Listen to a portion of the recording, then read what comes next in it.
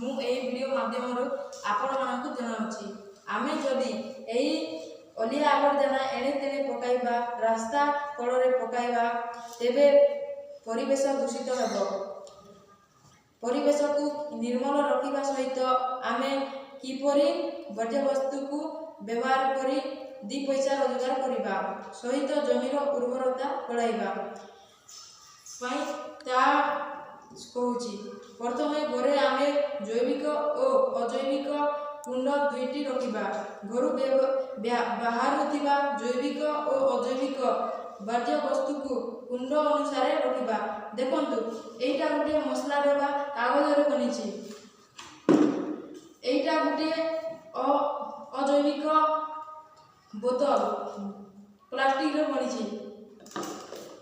ଏଇଟା ଗୋଟେ ଝୋଟ ଜୈବିକ, ଏଇଟା ଗୋଟେ ସୋଲ ଜୈବିକ, ଏଇଟା ଗୋଟେ ବୋତଲ ପ୍ଲାଷ୍ଟିକରେ ବନିଛି ଅଜୈବିକ, ଏଇଟା ଗୋଟେ ସାବୁନ ଡବା ଜୈବିକ କାଗଜରେ ବନିଛି, ଏଇଟା ଗୋଟିଏ ଅଜୈବିକ କପ୍, ଏଇଟା ଗୋଟେ ଖେଳଣା ଛୁଆମାନେ ଖେଳନ୍ତି ପ୍ଲାଷ୍ଟିକରେ ବନିଛି ଅଜୈବିକ, ଏଇଟା କପା ଜୈବିକ, ଏଇଟା ଔଷଧ ଡବା ପ୍ଲାଷ୍ଟିକରେ ବନିଛି ଅଜୈବିକ, ଏଇଟା ନଡ଼ିଆ କତା ଜୈବିକ, ଏଇଟା କପଡ଼ା ଜୈବିକ, ଏଇଟା ଗୋଟେ ଜରି ଅଜୈବିକ, ଏଇଟା ଗୋଟେ ମ୍ୟାଗି ଜରି ଅଜୈବିକ, ଏଇଟା ପତ୍ର ଅଜୈବିକ।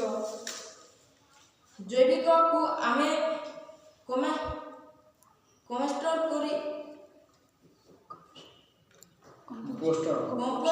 କରି ଜମିର ଉର୍ବରତା ବଢ଼ାଇବା, କୃଷିର ବିକାଶ ହୋଇପାରିବ ଏବଂ ଅଜୈବିକ ପଦାର୍ଥକୁ ଆମେ କବାଡ଼ିକୁ ବିକ୍ରି କରି ସେହି ଦୁଇ ପଇସା ପାଇବା ଏବଂ ସେ ଏହି ଅଜୈବିକ ପଦାର୍ଥକୁ କମ୍ପାନୀକୁ ବିକ୍ରି କରିବା ନୂତନ ଜିନିଷ ତିଆରି ହୋଇପାରିବ। ଫଳରେ ଆମର ଆର୍ଥିକ ଅବସ୍ଥାରେ ବିକାଶ ହୋଇପାରିବ। ତେଣୁ ଆପଣମାନେ ଘରେ ଏହିଭଳି ଜୈବିକ ଅଜୈବିକ